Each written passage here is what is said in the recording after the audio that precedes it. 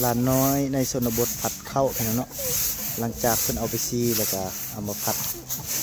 เอาเข้าไปมันออกกับแกะปิดมันยังติดผัดออกเลยเพื่อเอาไปมาทำสมเนาะหลานน้อยเขตชนบทสำนีฮู้จักที่เรียนงานอะไรประมาณ11-12 ปีนี่แหละเนาะแต่ว่าซอยครบครัวได้แล้วสำนี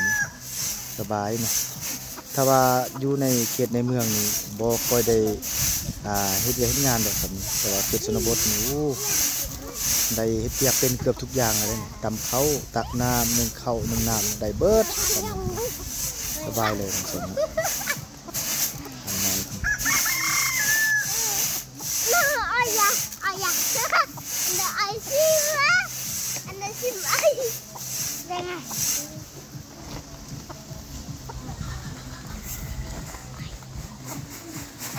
ไก่เริ่มจะกินแล้วไก่